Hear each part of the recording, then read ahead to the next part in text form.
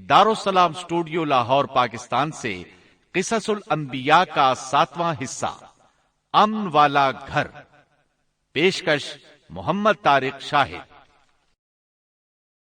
जब इंसान अल्लाह के अहकाम को बजा लाए तो उसके दिल से फक्र फाके का खौफ निकल जाता है और अल्लाह उसे तरह तरह के इनामात से नवाजता है। इंसान जब तक अल्लाह के अहकाम को बजा लाता रहेगा तब तक अल्लाह की नुसरत और उसकी ताईद शामिल हाल रहेगी। चुनाचे जूं ही हाजरा अलैहिस्सलाम को पता चला कि उन्हें तन्हा छोड़ जाना अल्लाह के हुक्म की बिना पर है तो फौरन यकीन भरे लहजे में बोली, तब अल्लाह हमें ज़ाय नहीं करेगा। ये कहकर वो अपने शीरखार बच्चे की तरफ पलट गईं। खुराक और पानी चंद दिन में खत्म हो गए। पानी का एक कतरा पास न रहा। अब पानी की तलाश शुरू की, लेकिन अपने लिए तो दरकिनार, माँ को बेटे के लिए भी पानी न मिला न खुराक। अब बच्चा लगा भूख से बिलखने। खुराक न मिलने की वजह से माँ का दूध भी खुश्क हो गया था। औरत कितनी भी बाहौसला हो, अपने बच्चे को भूख से बिलखते नहीं देख सकती। अब उन्होंने बच्चे को वहीं छोड़ा और तेजी से करीबी पहाड़ी सफा की तरफ लपकी। ऊपर चढ़कर इधर उधर नजर दौड़ाई कि शायद किसी तरफ पानी या खुराक नजर आ जाए या किसी इंसान की झलक नजर आ जाए। जब कुछ नजर न आया तो नशेब की तरफ चली। साथ में बच्चे की तरफ भी देखती जाती थी। नशेब में पहुंची तो बच्चा नजरों से ओझल हो गया। इस पर और बेचैन हुई और बुलंदी की तरफ दौड़ी। इस तरह मरवा पहाड़ी पर चढ़ गईं। वहां भी चारों तरफ निगाह दौड़ाई, लेकिन कुछ नजर न आया। ख्याल आया कि फिर कोशिश करनी चाहिए। इस ख्याल से मरवा पहाड़ी से उतरी और सफा की तरफ चल दी। दरमियान में नशेब की वजह से बच्चा नजर न आया तो दौड़ने लगी। इस तरह फिर सफा पर चढ़ गईं। अल्लाह अकबर! एक तो औरत जात कमजोर, फिर भूख प्यास से निढाल, इस पर किस कदर सही और कोशिश में मसरूफ, वो भी अपने बच्चे के लिए। बहरहाल बार बार कोशिश के ख्याल से उन्होंने सफा और मरवा पहाड़ियों के दरमियान 7 चक्कर लगाए। यही वजह है मुसलमान आज़मीन हज सफा और मरवा के दरमियान सई करते हैं ताकि इस वाक़े की याद ताज़ा हो जाए। जब वो आखिरी मर्तबा मरवा पर पहुंची तो उन्होंने एक आवाज सुनी। ये आवाज इस्माइल अलैहिस्सलाम के करीब से आई थी। उन्होंने पूरी तवज्जो से आवाज को सुनने की कोशिश की और जल्दी से इस्माइल के करीब पहुंची। क्या देखती हैं, इस्माइल के कदमों के नीचे से पानी फूट रहा है, क्योंकि जिब्रील अलैहिस्सलाम को अल्लाह ने इस साबिरा खातून की मदद के लिए भेजा था। उन्होंने जमजम वाली जगह पर अपना पर मारा तो इस्माइल के कदमों के पास से एक अजीम चश्मा रहमत नमूदार हुआ। मुस्तकबिल के पैगंबर के कदमों के नीचे से अल्लाह ने जिब्रील फरिश्ते के जरिए जमीन फाड़ कर पानी निकाल दिया। यही आबे जमजम का आगाज था। हाजरा अलैहिस्सलाम पानी को आंखें फाड़ फाड़ कर हैरत से देख रही थीं। उनकी खुशी की इंतहा न रही जब उन्होंने देखा पानी फूट फूट कर चारों तरफ बह रहा है। जमीन हमवार थी, इसलिए उन्होंने जमीन को खोदना शुरू कर दिया ताकि पानी इधर उधर न बह जाए।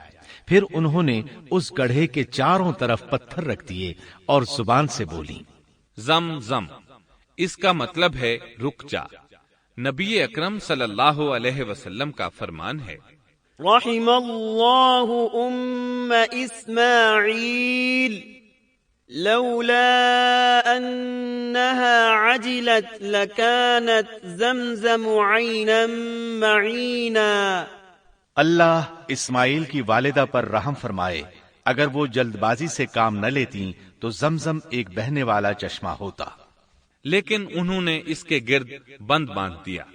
उन्हें दरअसल उस वक्त पानी की शदीद जरूरत थी, इसलिए उन्होंने पानी को अपने पास जमा कर लिया ताकि बहकर जाय न हो जाए।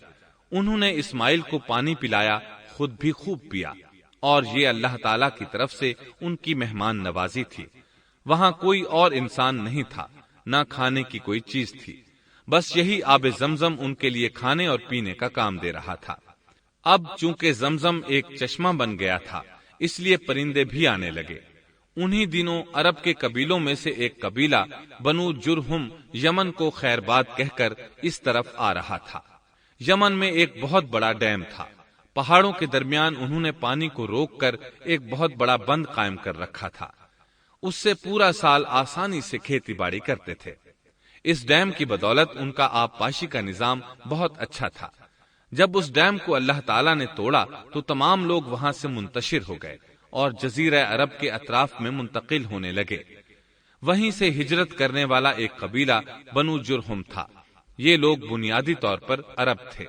یہ قبیلہ سفر میں رہتا، جہاں کہیں پانی اور چراگاہ نظر آتے وہیں پڑاؤ ڈال دیتے۔ جب وہاں خوراک ختم ہو جاتی تو آگے سفر شروع کر دیتے۔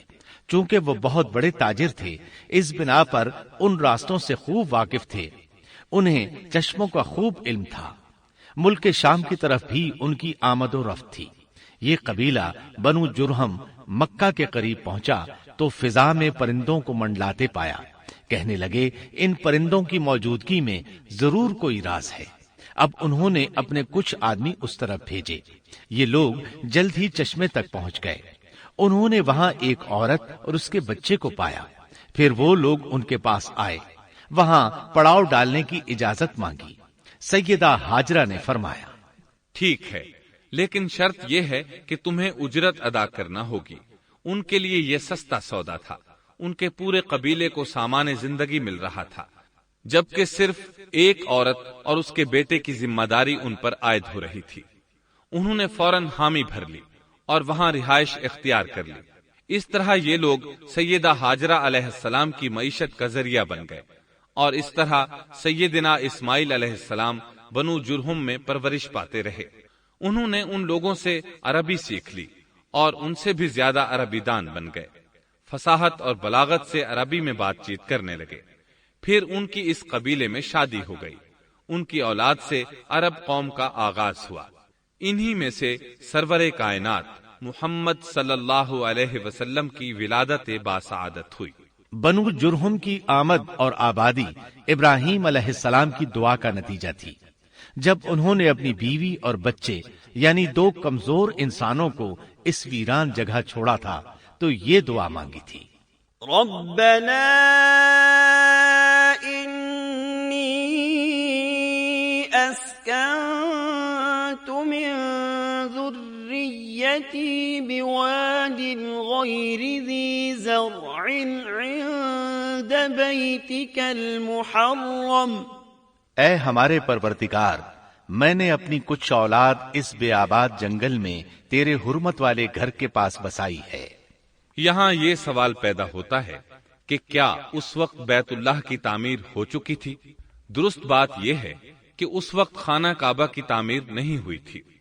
پھر سوال پیدا ہوتا ہے کہ کیا ابراہیم علیہ السلام کے زمانے سے پہلے اس کی تعمیر ہو چکی تھی یا صرف جگہ ہی معروف تھی؟ اس بارے میں دو طرح کی روایات ہیں۔ بعض میں آتا ہے کہ صرف اس کی جگہ معروف تھی، اور بعض میں ہے کہ ابراہیم علیہ السلام سے پہلے شیس علیہ السلام نے اس کو تعمیر کیا تھا، اور وہ گردش ایام کے ساتھ ساتھ منہدم ہو کر ختم ہو گیا۔ لیکن بہرحال اس کی جگہ معلوم تھی اور وہی پہلا گھر تھا، جیسا کہ اللہ نے خبر دی ہے۔ ان اول بیت وضع للناس للذی ببکۃ مبارکا وہدی للعالمین۔ اللہ تعالیٰ نے پہلا گھر جو لوگوں کے لیے مقرر کیا تھا وہی ہے جو مکہ میں ہے، اور وہ پوری دنیا کے لیے برکت اور ہدایت والا ہے۔ ابراہیم علیہ السلام نے اللہ تعالیٰ سے یہ دعا مانگی تھی، ربنا انی اسکنت من ذریتی بواد غیر ذی زرع عند بیتک المحرم ربنا لیقیموا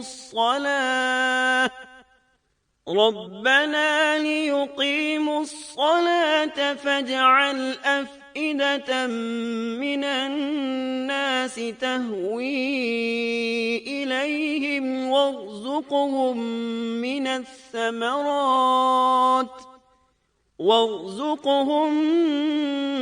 الثمرات لعلهم يشكرون۔ اے ہمارے پروردگار، میں نے اپنی کچھ اولاد اس بے کھیتی کے جنگل میں تیرے حرمت والے گھر کے پاس بسائی ہے۔ اے ہمارے پروردگار، یہ اس لیے کہ وہ نماز قائم کریں، پس تو کچھ لوگوں کے دلوں کو ان کی طرف مائل کر دے اور انہیں پھلوں کی روزیاں عطا فرما تاکہ یہ شکر گزاری کریں۔ دن گزرتے رہے اور اسماعیل علیہ السلام بنو جرہم کے ماحول میں عمر کی منزلیں طے کرتے رہے اور وہ ہوش سنبھالنے کے قریب ہو گئے۔ ابراہیم علیہ السلام ہر سال 1-2 بار اپنے گھرانے کی دیکھ بھال کے لیے چکر لگاتے تھے۔ جب اسماعیل علیہ السلام نے ہوش سنبھالا تو ایک بار پھر ایک عظیم آزمائش کا وقت آ گیا۔ ہوا یوں کہ ایک مرتبہ ابراہیم علیہ السلام مکہ تشریف لائے، ایک جگہ آرام کے لیے بیٹھے کہ نیند کی وادی میں پہنچ گئے۔ نیند میں انہوں نے خواب دیکھا کہ اپنے لخت جگر کو اپنے ہاتھ سے ذبح کر رہے ہیں، ساتھ ہی آنکھ کھل گئی۔ ابراہیم علیہ السلام جانتے تھے کہ انبیاء کرام کے خواب حقیقت ہوتے ہیں، اللہ کی طرف سے وحی ہوتے ہیں، اور شیطان کسی صورت ان کے خواب میں نہیں آ سکتا، لہذا انہوں نے اس خواب کے مطابق عمل کرنے کا پختہ ارادہ کر لیا، کسی قسم کی پریشانی کا شکار نہ ہوئے۔ اللہ رب العزت نے اس عظیم اور تعجب خیز واقعے کا قرآن مجید میں ذکر کرتے ہوئے فرمایا، وقال إني ذاهب إلى ربي سيهدين رب هب لي من الصالحين فبشرناه بغلام حليم فلما بلغ معه السعي قال يا بني إني أرى في المنام أني أذبحك فانظر ماذا ترى۔ اور ابراہیم نے کہا، میں تو ہجرت کر کے اپنے پروردگار کی طرف جانے والا ہوں، وہ ضرور میری رہنمائی کرے گا۔ اے میرے رب، مجھے نیک بخت اولاد عطا فرما۔ تو ہم نے ایک بردبار بچے کی بشارت دی۔ پھر جب بچہ اتنی عمر کو پہنچا کہ اس کے ساتھ چلنے پھرنے لگا تو ابراہیم نے کہا، میرے پیارے بیٹے، میں نے خواب دیکھا ہے کہ میں تجھے ذبح کر رہا ہوں، اب تو بتا تیری کیا رائے ہے؟ یہاں سوال پیدا ہوتا ہے کہ ابراہیم علیہ السلام نے اسماعیل علیہ السلام سے مشورہ کیوں لیا؟ وہ چاہتے تو اسماعیل کو سوتے میں ذبح کر دیتے، اس طرح اللہ کا حکم بجا لاتے۔ وہ بیٹے کے پاس کیوں گئے اور ان سے مشورہ کیوں لیا؟ جی ہاں، یہ مسئلہ یاد رکھنے کے قابل ہے کہ ہر مسلمان پر لازم ہے کہ وہ اپنے دوسرے مسلمان بھائی کو اجر و ثواب میں شامل کرنے کی کوشش کرے۔ ابراہیم علیہ السلام نے بیٹے کو ثواب میں شامل کرنے کے لیے انہیں اللہ کے حکم سے آگاہ کیا، یہ نہ چاہا کہ میں اکیلا ہی اجر لیتا رہوں، بلکہ دوسرے کی خیر خواہی کو پیش نظر رکھا۔ والدین کے لیے آپ کے اس انداز میں نصیحت موجود ہے، یہ کہ اولاد کو ثواب کے مواقع فراہم کریں، ان کی صحیح تربیت کریں۔ اگر صدقہ کرنے کا موقع ملے تو بچوں کے ذریعے صدقہ کرائیں تاکہ انہیں بھی اللہ کے راستے میں خرچ کرنے کی عادت پڑے۔ جب کسی دینی مجلس میں بیٹھنے کا موقع ملے تو اپنی اولاد کو بھی ساتھ لے کر جائیں۔ بے شمار لوگ خود تو جاتے ہیں، اولاد کو جانے کے لیے کہتے بھی نہیں، خود دین سیکھتے ہیں، اولاد کو دین نہیں سکھاتے۔ ابراہیم علیہ السلام نے اسماعیل علیہ السلام سے رائے لی۔ سبحان اللہ، انہوں نے جواب میں فرمایا، يا أبت افعل ما تؤمر۔ اے ابا جان، آپ کو جو حکم ملا ہے کر گزریے۔ یہ نہیں کہا کہ مجھے تو حکم نہیں ہوا، بلکہ فوراً سر تسلیم خم کر دیا، اس لیے کہ وہ جانتے تھے انبیاء کا خواب حقیقت پر مبنی ہوتا ہے، اللہ کی وحی ہوتا ہے، اس لیے بالکل پریشانی ظاہر نہ کی، یہ تک نہ پوچھا مجھے کیوں ذبح کر رہے ہیں یا میرا کیا جرم ہے یا آپ کے پاس کون سا صریح حکم آیا ہے۔ انہوں نے ایسی کوئی بات نہ کہی۔ اللہ کی فرما برداری اسی کو کہتے ہیں۔ چنانچہ اپنے باپ سے کہا، يا أبت افعل ما تؤمر ستجدني إن شاء الله من الصابرين۔ اے ابا جان، آپ کو جو حکم ہوا ہے اس کو کر گزریے، इंशाअल्लाह आप मुझे सब्र करने वालों में पाएंगे। उलमाए किराम फरमाते हैं, इस जुमले से उनका इंतहाई अदब और एहतराम शामिल है और इसमें जबरदस्त तवक्कुल मौजूद है। ये नहीं कहा कि आप मुझे सब्र करने वालों में से पाएंगे, बल्कि आपने अल्लाह की मशीयत को जुमले में शामिल किया और फरमाया, इंशाअल्लाह आप मुझे सब्र करने वालों में से पाएंगे। लिहाजा मुसलमानों को धोखे में नहीं पड़ना चाहिए। ये न कहे मैं सफर करूंगा, मैं फुला काम करूंगा, मैं फुला काम के करने की ताकत रखता हूं, बल्कि यूं कहे अल्लाह ने चाहा तो मैं सफर करूंगा, अल्लाह ने चाहा तो फुला काम करूंगा। अपने इल्म और ताकत के धोखे में पड़ना सरासर नादानी है। हर चीज का ताल्लुक अल्लाह से कायम करे, जैसा कि अल्लाह ताला फरमाते हैं, ولا تقولن لشيء إني فاعل ذلك غدا إلا أن يشاء الله और हरगिज हरगिज किसी काम पर यूं न कहना कि मैं इसे कल करूंगा, मगर साथ ही इंशाअल्लाह कह लेना। अपनी जुबान को अल्लाह के जिक्र से सजा कर रखो और हमेशा अपने मुआमलात को अल्लाह की तरफ लौटाओ। बहरहाल बाप बेटा दोनों ही मुसम्मम इरादे के साथ अल्लाह का हुक्म पूरा करने के लिए पेश हो गए। इस्माइल अलैहिस्सलाम ने अपने वालिद मोहतरम सैयदना इब्राहिम अलैहिस्सलाम से कहा, जब आप मुझे ज़बह करने लगें तो मेरी पेशानी को जमीन पर रख दीजिएगा, ताकि आपको मेरा चेहरा नजर न आए और कहीं आपके हाथ रुक न जाएं। चेहरा देखकर आप पर शफकत पिदरी गालिब न आ जाए। अब इब्राहिम अलैहिस्सलाम ने बेटे की पेशानी पकड़कर जमीन पर लिटा दिया, जैसा कि अल्लाह ताला ने फरमाया, فلما أسلما وتله للجبين जब दोनों मुती हो गए और इब्राहिम ने उसे पेशानी के बल लिटा दिया। अब उन्होंने छुरी पकड़ी और गर्दन पर चला दी, लेकिन छुरी ने गर्दन न काटी, बिल्कुल उसी तरह जैसे आग ने इब्राहिम को नहीं जलाया था, इसलिए कि छुरी में काटने की ताकत और आग में जलाने की सलाहियत अल्लाह के हुक्म के बगैर नहीं आ सकती। अल्लाह ने दोनों से ये ताकतें सल्ब कर ली। अब इब्राहिम जोर लगा रहे हैं। उधर इस्माइल अलैहिस्सलाम कह रहे हैं, अब्बा जान जल्दी कीजिए, छुरी चलाइए। अल्लाह ताला ने इस वाक़े का जिक्र यूं फरमाया है, فلما أسلما وتله للجبين जब वो दोनों मुती हो गए और इब्राहिम ने उसे पेशानी के बल लिटा दिया। इस मुती होने से मुराद अल्लाह के हुक्म को नाफिज करना है। अब जाहिर है मुती तो वो पहले भी थे, लेकिन यहाँ अस्लमा यानी मुती होने से मुराद कामिल इस्लाम है। निहायत वाज़ेह और हकीकी इस्लाम मुराद है, इसलिए कि कामिल इस्लाम वही होता है जिसमें बगैर किसी तरद्दुद और तवक्कुफ के अल्लाह के अम्र और नही की तस्दीक की जाए। ये था हकीकी इस्लाम। हाँ, तो छुरी चलती रही, गला न कटा, इसलिए कि इम्तिहान और आजमाइश की तकमील हो चुकी थी। ये बात साबित हो चुकी थी कि अल्लाह का हुक्म नाफिज करने में दोनों पूरी तरह कोशां हैं। अल्लाह ताला भी फरमा बरदारी ही का सिला अता फरमाते हैं। चुनाचे आवाज आई, قد صدقت الرؤيا إنا كذلك نجزي المحسنين إن هذا لهو البلاء المبين हमने उसे पुकारा, ए इब्राहिम तूने ख्वाब को सच कर दिखाया। यकीनन हम इसी तरह नेकोकारों को जजा दिया करते हैं। यकीनन ये एक खुली आजमाइश थी।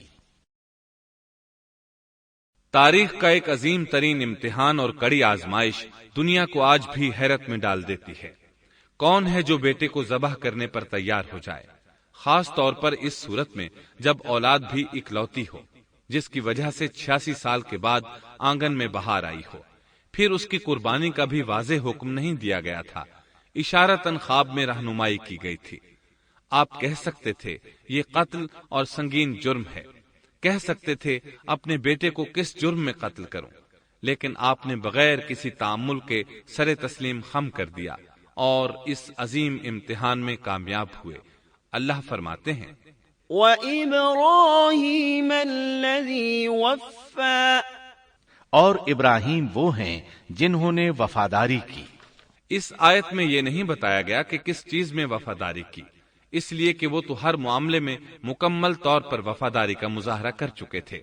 آگ میں ڈالے جانے والا معاملہ، بیوی اور بچے کو لق و دق میدان میں چھوڑ آنے کا معاملہ، پھر ذبح کا امتحان، تعمیر بیت اللہ کی مشقت، غرض ہر معاملے میں وفادار تھے، حتیٰ کہ اپنا مال اللہ کے راستے میں خرچ کرنے میں اس قدر وفادار کہ ابو زیفان کے لقب سے مشہور ہو گئے۔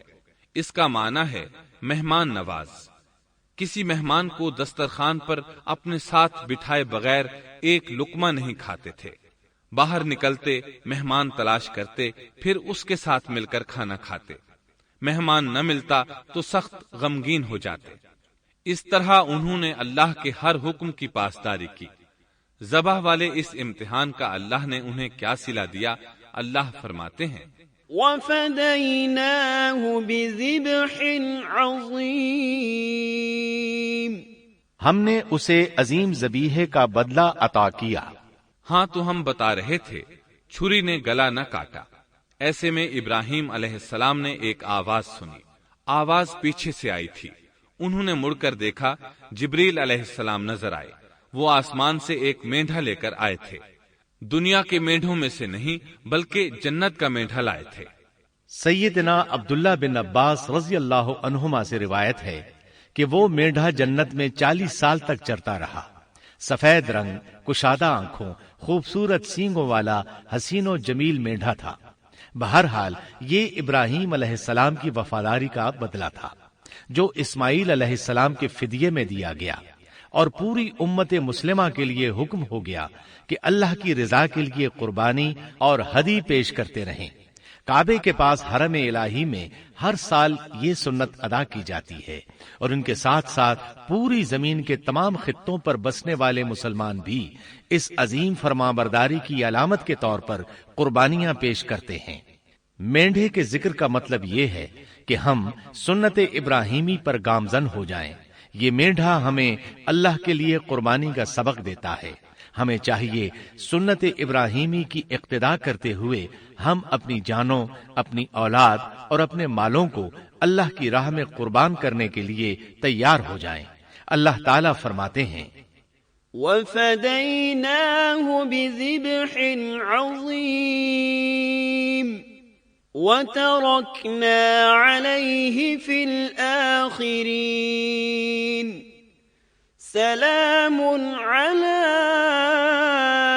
إِبْرَاهِيمَ كَذَلِكَ نَجْزِي الْمُحْسِنِينَ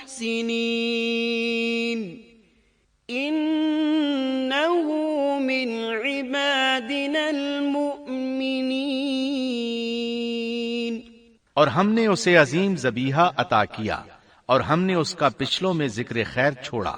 سلامتی ہو ابراہیم پر۔ اسی طرح ہی ہم نیکوکاروں کو جزا دیتے ہیں، یقیناً وہ ہمارے مخلص بندوں میں سے تھا۔ اور اسی طرح اللہ فرماتے ہیں وَبَشَّرْنَاهُ بِإِسْحَاقَ نَبِيًّا مِّنَ الصَّالِحِينَ، اور ہم نے اسے نیکوکار نبی اسحاق کی ولادت کی خوشخبری سنائی۔ یہ خوشخبری فلسطین کی طرف واپس لوٹنے کے بعد سنائی گئی۔ ایک اکلوتے بیٹے کی قربانی کے لیے تیار ہو جانے کے صلے میں اور سارہ علیہ السلام کی عظمت اور تکریم کے مد نظر اللہ تعالی نے اسحاق کی خوشخبری سنا دی۔ یہ آیت ذبح کے واقعے کے بعد اللہ تعالی نے ذکر فرمائی ہے، اس لیے معلوم ہوا پچھلی آیات میں اسحاق کے علاوہ کسی اور بیٹے کا ذکر ہوا ہے، اور وہ اسماعیل علیہ السلام ہی تھے، جبکہ یہودی روایات میں اسحاق علیہ السلام کو ذبیح قرار دیا جاتا ہے۔ یہ بالکل غلط ہے۔ ذبح کے واقعے کے بعد اسحاق علیہ السلام کی بشارت مل رہی ہے، پھر بھلا وہ پیدا ہونے سے پہلے ہی ذبیح کیسے بن گئے؟ اس لیے یہ قطعی بات ہے کہ اسماعیل علیہ السلام ہی ذبیح ہیں، اس کے کئی اور بھی دلائل ہیں جن کے ذکر کرنے کا یہاں موقع نہیں۔ بہرحال اس عظیم آزمائش میں بے مثال کامیابی کے بعد ابراہیم علیہ السلام فلسطین آئے اور 120 سال کی عمر میں اسحاق علیہ السلام کی بشارت ملی، جبکہ سارہ علیہ السلام کی عمر 90 سال تھی۔ ان پر بڑھاپا طاری ہو چکا تھا۔ ایسے میں 3 فرشتے آئے۔ وہ تو قوم لوط کی تباہی کے لیے آئے تھے۔ راستے میں اللہ کے حکم سے ابراہیم علیہ السلام اور ان کی اہلیہ سارہ کو خوشخبری سنائی، اور اس غرض کے لیے وہ انسانی شکل میں آئے تھے۔ ابراہیم علیہ السلام تو پہلے ہی بہت مہمان نواز تھے۔ انہیں دیکھ کر بہت خوش ہوئے کہ مہمان آ گئے۔ فرشتوں نے انہیں سلام کیا۔ ابراہیم علیہ السلام نے سلام کا جواب دیا۔ وہ حیرت زدہ تھے کہ یہ لوگ ان کی بستی کے رہنے والے تو ہیں نہیں، لیکن ان پر سفر کے نشانات بھی نہیں ہیں، جیسا کہ دور سے چل کر آنے والوں میں ہوتے ہیں۔ نہ ان کے پاس سواریاں ہیں۔ قرآن مجید میں آتا ہے، قالوا سلاما قال سلام قوم منكرون۔ فرشتوں نے سلام کیا تو ابراہیم نے بھی سلام کیا اور دل میں خیال کیا یہ اجنبی لوگ ہیں۔ پھر وہ اپنی مہمان نوازی کی عادت کے مطابق انہیں اندر لے آئے، ان کے لیے کھانے کا انتظام کیا۔ اللہ تعالیٰ فرماتے ہیں، وَلَقَدْ جَاءَتْ رُسُلُنَا إِبْرَاهِيمَ بِالْبُشْرَى قَالُوا سَلَامًا قَالَ سَلَامٌ فَمَا لَبِثَ أَن جَاءَ بِعِجْلٍ حَنِيذٍ۔ ہمارے بھیجے ہوئے فرشتے ابراہیم کے پاس خوشخبری لے کر آئے تو انہوں نے سلام کیا۔ ابراہیم نے سلام کا جواب دیا اور فوراً بھنا ہوا بچڑا لے آئے، اور بچڑا بھی موٹا تھا۔ ان کے سامنے کھانا پیش کیا، لیکن وہ بھلا کب کھانے کی طرف ہاتھ بڑھانے والے تھے۔ یہ دیکھ کر ابراہیم علیہ السلام نے خوف محسوس کیا کہ کہیں یہ دشمن نہ ہو۔ اس وقت فرشتوں نے کہا، قالوا لا تخف إنا أرسلنا إلى قوم لوط۔ ابراہیم نہ ڈر، ہم تو قوم لوط کی طرف بھیجے گئے ہیں۔ جب انہوں نے یہ باتیں کی تو سارہ علیہ السلام پاس کھڑی تھی۔ وہ ہنسنے لگی۔ وہ خوش خبری سے پہلے کیوں ہنس پڑی؟ علماء اس بارے میں کہتے ہیں کہ جب انہوں نے سنا یہ فرشتے لوط علیہ السلام کی بستی کو تباہ کرنے جا رہے ہیں تو ان کے خاتمے کی خبر سن کر وہ ہنستی۔ اس کے بعد فرشتوں نے یہ خوشخبری سنائی، فبشرناها بإسحاق ومن وراء إسحاق يعقوب۔ ہم نے اسے اسحاق کی پیدائش کی خوشخبری دی اور اسحاق کے بعد یعقوب پوتے کی بھی خوشخبری دی۔ بہت جلد ہی ہم اسحاق سے تیری ویران گود کو آباد کریں گے، اور تو اپنی زندگی میں اس کے بیٹے یعقوب کو بھی دیکھ لے گی۔ اب 3 بشارتیں جمع ہو گئیں۔ بیٹا پیدا ہوگا، لمبی عمر ملے گی یعنی بیٹا جوان ہوگا، اور پھر وہ اپنے پوتے کو بھی دیکھے گی۔ اس سے بڑھ کر کیا عزت اور تکریم ہو سکتی ہے؟ اس لیے جب نبی کریم صلی اللہ علیہ وسلم سے پوچھا گیا کریم یعنی عزت والا کون ہے، تو آپ نے فرمایا کریم بن کریم بن کریم بن کریم، یعنی یوسف بن یعقوب بن اسحاق بن ابراہیم علیہ السلام۔ مطلب یہ کہ نبی بن نبی بن نبی بن نبی۔ یہ یوسف علیہ السلام کی شان ہے کہ خود بھی کریم، باپ بھی کریم، دادا بھی کریم اور پردادا بھی کریم۔ اس سے بڑھ کر عزت افزائی کیا ہو سکتی ہے؟ بہرحال فرشتوں نے انہیں خوشخبری دی۔ وَبَشَّرُوهُ بِغُلَامٍ عَلِيمٍ۔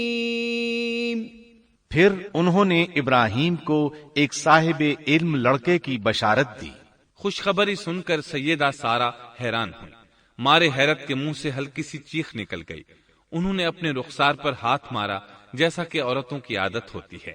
کہنے لگی، ہائے افسوس، کیا میں بچہ جنوں گی حالانکہ میں بانجھ ہوں اور میرے خاوند بوڑھے ہیں؟ یہ تو حیرت کی بات ہے۔ ایک دوسری جگہ اللہ تعالیٰ نے یہ الفاظ فرمائے، کہنے لگی میں بوڑھی اور بانجھ ہوں، بھلا میں بچے کو کیسے جنم دوں گی؟ اس پر فرشتوں نے کہا تو اللہ کے حکم پر تعجب کرتی ہے، اے اہل بیت، یہ تو اللہ کی تم پر رحمت اور برکت ہے، وہ بہت بزرگ اور قابل تعریف ہے۔ دوسری آیت میں ہے، انہوں نے کہا اسی طرح تیرے رب نے فیصلہ کیا ہے اور ہمیں کہا ہے، یقیناً وہ بہت حکمت والا ہے اور علم رکھنے والا ہے۔ یہ تھی اسحاق علیہ السلام کی ولادت کی خوشخبری۔ ابراہیم علیہ السلام مکے میں سیدنا اسماعیل علیہ السلام سے ملنے کے لیے آتے رہتے تھے۔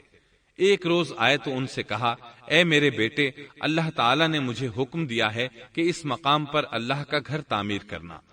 اسماعیل علیہ السلام نے فوراً کہا، میں حاضر ہوں۔ اس طرح انہوں نے کھدائی شروع کی۔ ایسے میں انہیں شیس علیہ السلام کی تعمیر کے آثار نظر آئے، انہوں نے اس پر تعمیر شروع کر دی۔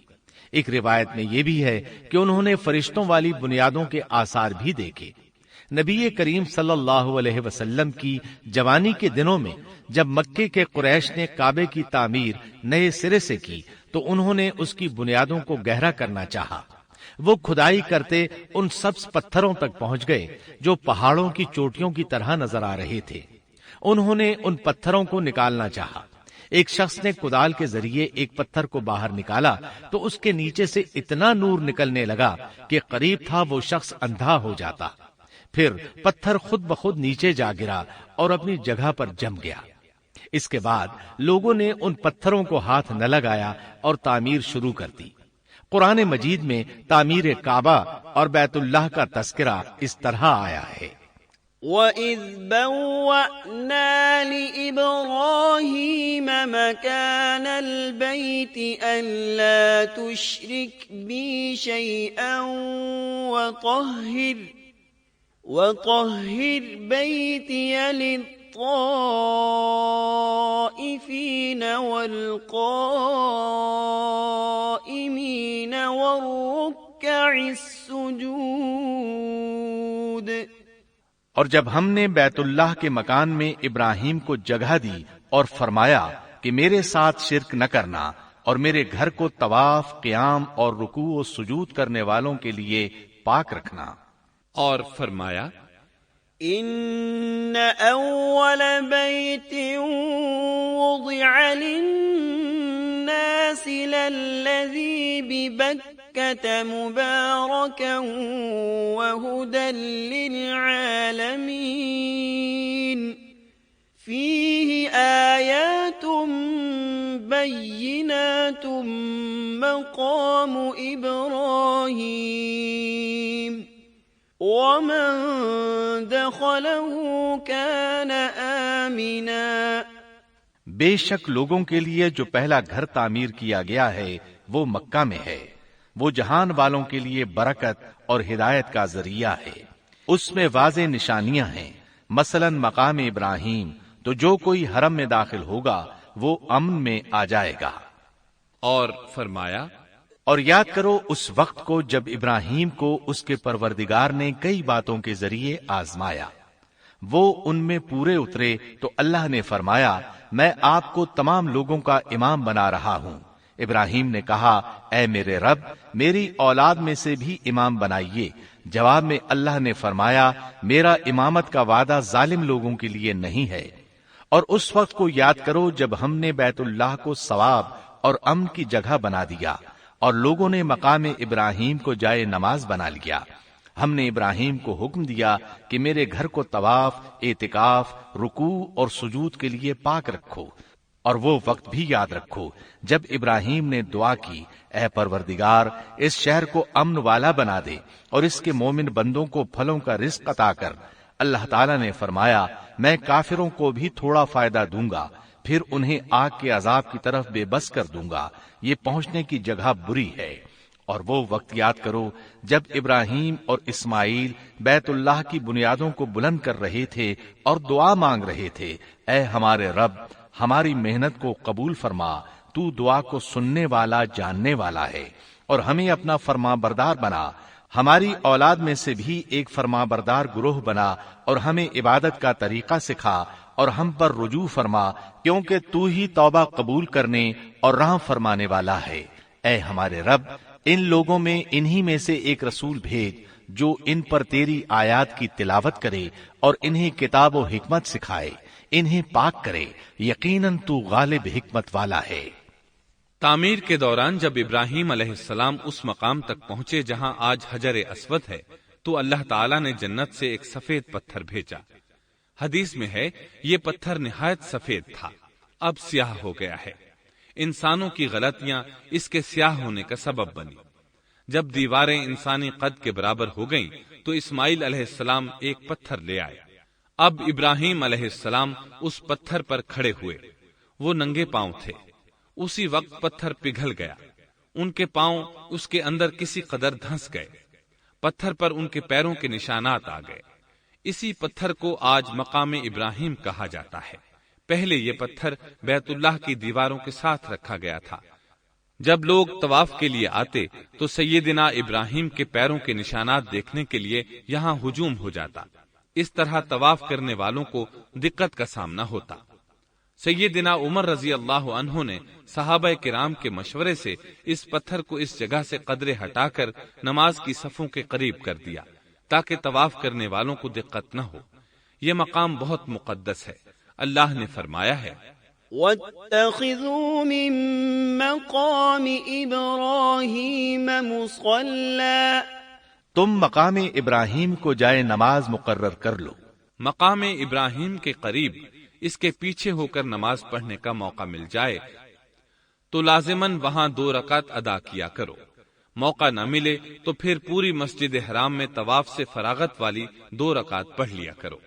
اس طرح کعبہ تعمیر ہوا، تب نیا حکم آیا۔ وَلِلَّهِ عَلَى النَّاسِ حِجُّ الْبَيْتِ مَنِ اسْتَطَاعَ إِلَيْهِ سَبِيلًا وَمَن كَفَرَ فَإِنَّ اللَّهَ غَنِيٌّ عَنِ الْعَالَمِينَ۔ لوگوں میں جو استطاعت رکھے اس پر اللہ کے لیے حج بیت اللہ فرض ہے، اور جو شخص جان بوجھ کر اعراض کرے تو اللہ جہانوں سے بے نیاز ہے اور اسے اس کی کوئی پرواہ نہیں۔ ادھر ابراہیم علیہ السلام کو اللہ تعالی کی طرف سے اشارہ ہوا، وَأَذِّن فِي النَّاسِ بِالْحَجِّ، لوگوں میں حج کا اعلان کر دیں۔ ابراہیم علیہ السلام کہنے لگے، اللہ میری آواز بھلا کس کس تک پہنچے گی؟ جواب آیا، آپ کے ذمے آواز لگانا ہے، پہنچانا ہمارا کام ہے۔ چنانچہ آپ عرفات کے ایک پہاڑ پر چڑھے اور آواز لگائی، لوگو بیت الحرام کا حج کرو۔ اللہ تعالیٰ نے معجزانہ طور پر یہ آواز تمام انسانوں تک پہنچا دی، خواہ وہ پیدا ہوئے تھے یا نہیں۔ دوسرا معجزہ یہ ہوا کہ اللہ نے بیت اللہ اور اس کے حج کی محبت لوگوں کے دلوں میں ڈال دی۔ اللہ نے فرمایا، وَأَذِّن فِي النَّاسِ بِالْحَجِّ يَأْتُوكَ رِجَالًا وَعَلَى كُلِّ ضَامِرٍ يَأْتِينَ مِن كُلِّ فَجٍّ عَمِيقٍ۔ اور آپ لوگوں میں حج کا اعلان کر دیں، وہ آپ کی طرف پیدل بھی آئیں گے اور دبلے پتلے اونٹوں پر بھی دور دور سے آئیں گے۔ اس طرح لوگ پیدل اور سوار ہو کر کثرت سے حج کے لیے آنے لگے اور یہ ویران علاقہ آباد ہونے لگا۔ یہ تھے حالات اور واقعات ابراہیم علیہ السلام کے۔ آپ نے 175 سال کی عمر میں وفات پائی۔ آپ سے پہلے سیدہ ہاجرہ علیہ السلام نے وفات پائی اور ان کی وفات سے کچھ ہی عرصہ بعد سیدہ سارہ علیہ السلام 127 سال کی عمر میں فوت ہو گئیں۔ ان دونوں کی وفات کے بعد آپ غمگین رہنے لگے۔ آخر اتنی مدت تک ساتھ رہا تھا۔ آپ خلیل الرحمن تھے، آپ پر صحیفے بھی نازل ہوئے، آپ اللہ کے بے حد شکر گزار تھے۔ محترم سامعین، ابھی آپ دارالسلام اسٹوڈیو لاہور پاکستان سے قصص الانبیاء کا 7واں حصہ امن والا گھر سن رہے تھے۔ قصص الانبیاء کے 8ویں حصے بدترین لوگ میں آپ یہ سنیں گے، سیدنا لوط علیہ السلام کا نام و نسب اور قرآن مجید میں آپ کا تذکرہ، بستی صدوم کہاں واقع ہے اور اہل صدوم کس بھیانک جرم کے مرتکب تھے۔ سیدنا لوط علیہ السلام کی قوم کو واعظ و نصیحت اور قوم کا فحاشی و عریانی پر اصرار۔ قوم کے اصرار گناہ پر سیدنا لوط علیہ السلام کی اللہ تعالی سے فریاد۔ سیدنا لوط علیہ السلام کے مہمان اور قوم کا کردار۔ اللہ تعالی کی طرف سے سیدنا لوط علیہ السلام اور اہل ایمان کو بستی صدوم چھوڑنے کا حکم۔ اہل صدوم کن کن عذابوں سے دوچار ہوئے، مفصل و جامع تذکرہ۔